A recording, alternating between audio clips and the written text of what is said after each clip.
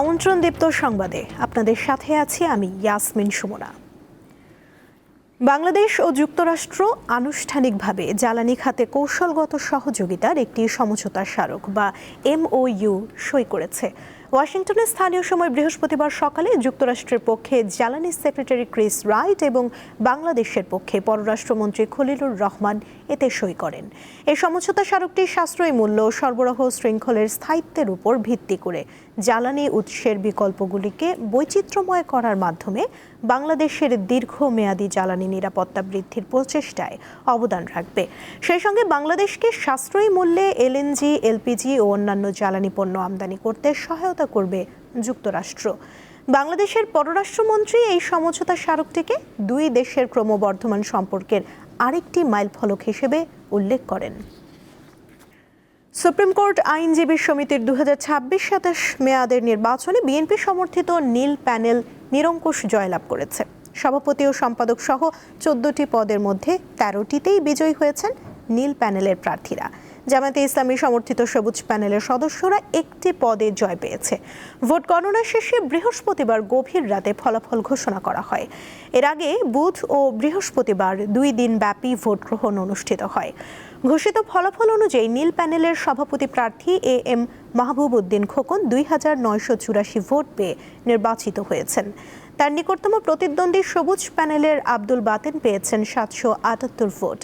একইভাবে সম্পাদক পদে নীল প্যানেলের মোহাম্মদ আলী 2582 ভোট পেয়ে বিজয়ী হয়েছেন, যেখানে সবুজ প্যানেলের AKM রেজাউল করিম খন্দকার পেয়েছেন মাত্র 786 ভোট। সমিতির ইতিহাসে এবারই প্রথম আওয়ামী লীগ সমর্থিত কোনো প্যানেল নির্বাচনে অংশ নিতে পারেনি। ঈদুল আজহা উপলক্ষে ট্রেনের আসনের অগ্রিম টিকিট বিক্রি চলছে। আজ দেয়া হচ্ছে 25 মে টিকিট। এবারও শতভাগ আসনের টিকিট অনলাইনে বিক্রি হচ্ছে। সকাল 8টায় প্রথমে পশ্চিমাঞ্চলে চলাচলকারী ট্রেনগুলোর আসনের টিকিট বিক্রি শুরু হয়, আর দুপুর 2টায় পূর্বাঞ্চলে চলাচলকারী ট্রেনগুলোর আসনের টিকিট বিক্রি শুরু হবে। আগামীকাল বিক্রি হবে আন্তনগর ট্রেনের 26 মের টিকিট। রেলওয়ের সিদ্ধান্ত অনুযায়ী একজন যাত্রী সর্বোচ্চ একবার টিকিট কিনতে পারবেন এবং প্রতি ক্ষেত্রে সর্বাধিক 4টি টিকিট ক্রয় করতে পারবেন। যাত্রার দিন মোট আসনের 25% স্ট্যান্ডিং বা দাঁড়িয়ে যাওয়ার টিকিট স্টেশন কাউন্টার থেকে বিক্রি করা হবে।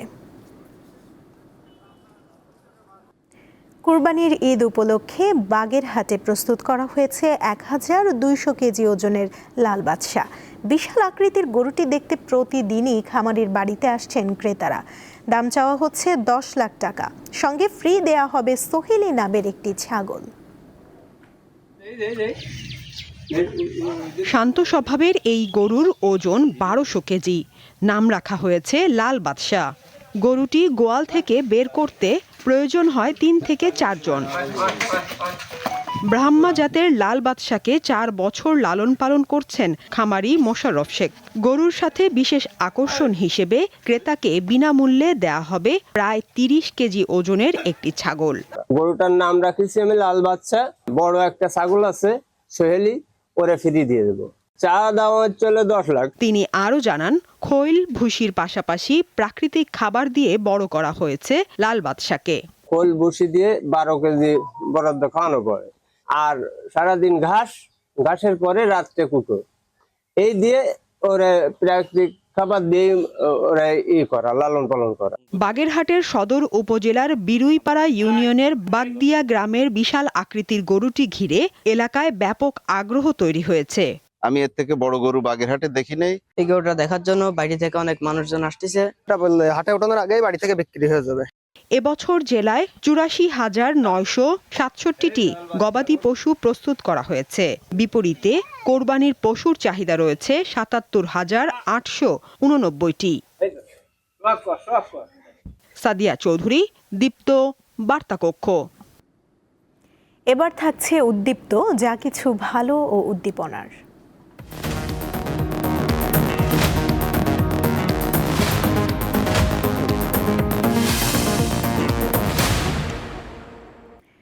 রাজশাহী বিশ্ববিদ্যালয়ে আছে দেশের অন্যতম প্রাণীবিদ্যা জাদুঘর, যা বিলুপ্তপ্রায় প্রাণী ও জীবাশ্মের এক সমৃদ্ধ সংগ্রহশালা। 50 বছরেরও বেশি সময় ধরে শিক্ষা ও গবেষণায় গুরুত্বপূর্ণ অবদান রাখছে এই জাদুঘর।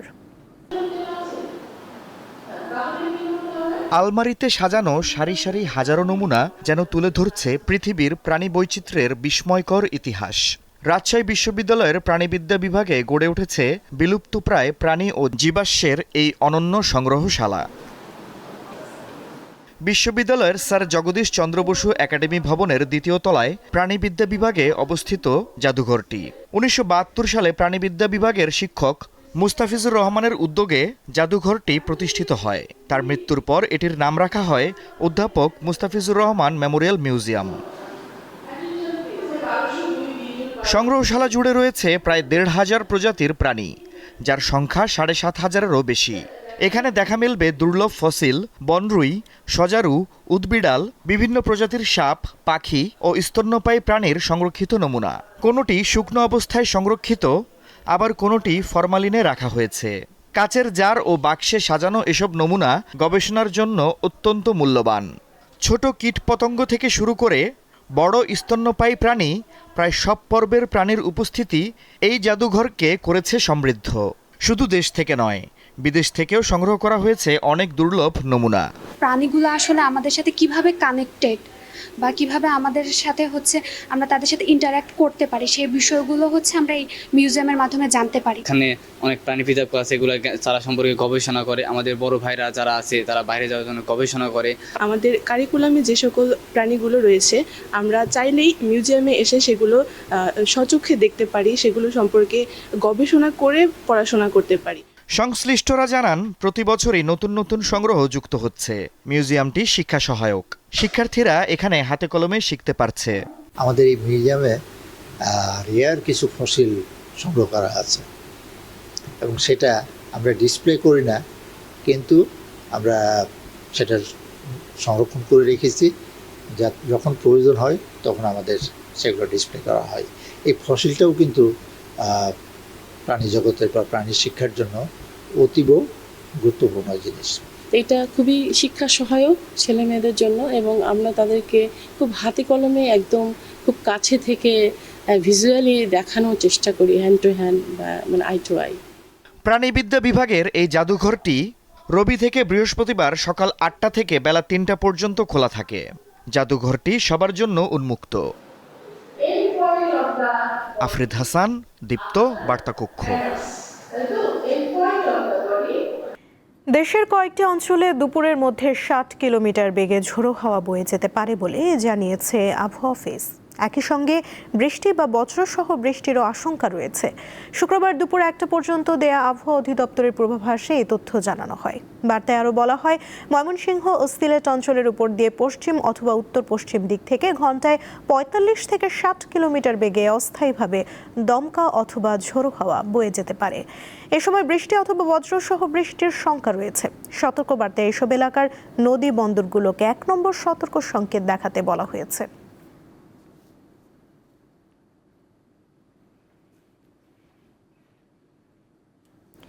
নিম্ন আয়ের মানুষের জন্য টিসিবির পণ্য কিছুটা স্বস্তি নিয়ে এলেও সহজে তা মিলছে না। রাজধানীতে অপেক্ষা করতে হয় ঘন্টার পর ঘন্টা। এতে নষ্ট হচ্ছে তাদের কাজের সময়। সংশ্লিষ্টরা অবশ্য লোকবল ঘাটতির কথা বলছেন। কখন তাদের সেই আশার আলোর ট্রাকটি এখানে এসে উপস্থিত হবে, যে ট্রাকটির মধ্য দিয়ে তারা তাদের পরিবারের জন্য কিছু খাবার জোগাড় করতে পারবেন, খাদ্যের নিরাপত্তা দিতে পারবেন। সেই ট্রাকটি হলো টিসিবির যে কার্যক্রম শুরু হয়েছে, সেই টিসিবির কার্যক্রমের যে পণ্যগুলো দেওয়া হয় সেই পণ্যগুলো নেওয়ার জন্য। কিন্তু তারা সকাল 9টা থেকে অপেক্ষা করলেও এখনও কিন্তু সেই ট্রাকটি এসে পৌঁছায়নি। আমরা আসলে তাদের কাছে শুনবো তারা প্রতিদিন কি এভাবে অপেক্ষা করে কি তাদের যে পণ্যের যে চাহিদা, সেই চাহিদা কি পূরণ হয় বা কতটুকু সেই পণ্য চাহিদা পূরণ করে তাদের পরিবারকে স্বস্তি দিতে পারে। ভাঙা দাঁড়ায় থাকলে আমার অনেক কষ্ট লাগে, আর না নিয়ে তো পারি না, অভাবী সংসার। কালকে গাড়ি আইছিল, আজকে তোর গাড়ি এখন হয় না। আশায় বই যদি থাকে আইহে গাড়ি একটা তেল এই আর কি। যে টাইমে যদি দেয় 9টাতে যদি 11টার মধ্যে দেওয়া শুরু করে, তাহলে আমরা মনে করি অন্য একটু কিছু করতে পারি। প্রকার করতে করতে খিদে ওই লাগছে, ওই যে তেল বই রয়েছি খাইতাম যাম। এই যে তেল চিনি নিতে যাগো জোর আছে হেরা 3-4 বারও নেয়, আমাকে জোর নাই, আমরা খালি হাতে চলে যাই। সকাল 8টা থেকে দুপুর 1টা, এই টানা 6 ঘন্টারও বেশি সময় ধরেই কিন্তু এই সাধারণ খেটে খাওয়া মানুষেরা এখানে অপেক্ষা করেছেন এবং তাদের পণ্যটি এখন তারা সংগ্রহ করবেন। তবে আমরা এখানের যে ডিলার রয়েছেন, এখানে যারা এই টিসিবির দায়িত্বের কাজের সাথে যুক্ত, আমরা তাদের সাথে কথা বলবো, জানার চেষ্টা করব ঠিক এত দীর্ঘ সময় অপেক্ষা আসলে সাধারণ খেটে খাওয়া মানুষদের কেন করতে হলো। আমাদের তো আর মাপার একবারে মেপে দেওয়া হয় না, আমাদের নিজস্বভাবে লোক দিয়ে মাপানো হয়, তারপরে দেওয়া হয়, এই জন্য একটু সমস্যা হয়। তারপরে এটা আমরা নিজেরা যেভাবে পারি মেনটেন করে আর কি পাবলিককে দিয়ে দেওয়া হয় আর কি।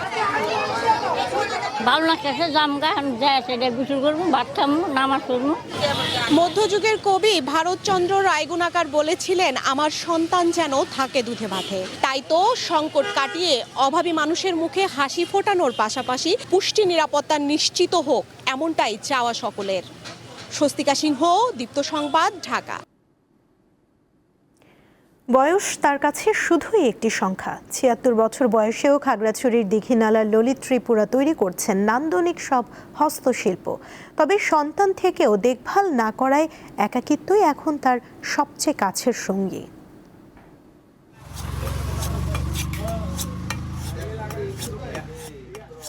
বাঁশ চেঁচে কেটে নিপুণ হাতে তৈরি করছেন পানির মগ, বোতল, ট্রে ও টিস্যু বক্স সহ নানা পণ্য। সত্তরধর ললিত ত্রিপুরার এটি এখন জীবিকা।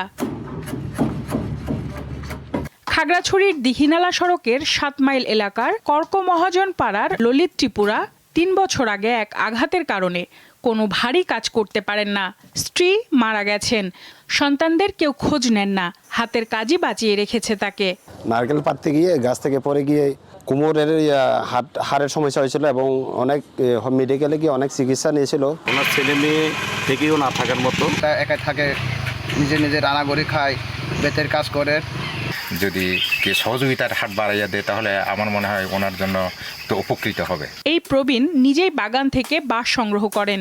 নকশা, রং আর শ্রমে তৈরি সেই পণ্য এখন তার বেঁচে থাকার একমাত্র অবলম্বন। আমার তো আগে অনেক ছিল, বাগান আছিল, জুম চাষ করতাম, ছেলে মেয়ে 3 ছেলে 3 মেয়ে। স্ত্রীও মারা গেল, মারা যাওয়ার পরে আমি একা আছে বাড়িতে, রান্নাবান্না নিজে করে, খাওয়া দাওয়া নিজে খাওয়া লাগে, পানি আনতে লাগে, লাকড়ি টাকড়ি সংগ্রহ করা লাগে। অর্থাভাবে চিকিৎসার খরচও চালাতে পারছেন না ললিত ত্রিপুরা, তাই একটু সরকারি সহায়তার প্রত্যাশা তার। নারকেল গাছ থেকে পড়ছে, চিকিৎসা করার জন্য 2 একর জায়গা বিক্রি করিয়া 3.5 লক্ষ টাকা দিয়া চিকিৎসা করছি। এখন তো আর শুধু আছে যে বছর বিটা, আর কিচ্ছু নাই। তিনি যদি আমাদের কোনো সেবা গ্রহণে আগ্রহী হন, আমরা যেহেতু স্থানীয় সংবাদের মাধ্যমে আমরা জানতে পেরেছি, আমরা সর্বোচ্চ তাকে সহযোগিতা করব। প্রতি সোম ও বৃহস্পতিবার খাগড়াছড়ির হাটে গিয়ে পণ্য বিক্রি করেন তিনি। অন্য দিনগুলো তার গ্রামের রাস্তার পাশেই চলে বেচা কেনা। সঞ্জিদা প্লাবনী, দীপ্ত, বার্তা কক্ষ। এবারে আন্তর্জাতিক প্রসঙ্গ। সফরের দ্বিতীয় দিনে আজ আবারও চীনের প্রেসিডেন্ট শি জিনপিং এর সঙ্গে বৈঠক করবেন যুক্তরাষ্ট্রের প্রেসিডেন্ট ডোনাল্ড ট্রাম্প। ক্ষমতাসীন চীনা কমিউনিস্ট পার্টির শীর্ষ নেতারাও থাকবেন জিনপিং এর সাথে। এর আগে বৃহস্পতিবার 2 নেতা অংশ নেন রাষ্ট্রীয় নৈশভোজে। ফক্স নিউজকে ট্রাম্প জানিয়েছেন, ইরানকে সামরিক সরঞ্জাম দেয়া বন্ধ রাখার প্রতিশ্রুতি দিয়েছেন শি জিনপিং। তবে তাইওয়ানের বিষয়ে কঠোর বার্তা দিয়েছেন চীনা প্রেসিডেন্ট। তাইওয়ান ইস্যুটি ঠিকমতো সামলানো না গেলে চীন ও যুক্তরাষ্ট্রের সম্পর্ককে অত্যন্ত বিপজ্জনক পরিস্থিতির দিকে ঠেলে দেবে বলে ট্রাম্পকে সতর্ক করেন শি। এই ছিল এখনকার মতো। পরবর্তী সংবাদ বেলা 12টায় দেখার আমন্ত্রণ রইল। এছাড়া আরও তথ্য পেতে যুক্ত থাকুন দীপ্ত ডিজিটাল প্ল্যাটফর্মের সাথে। ধন্যবাদ সবাইকে।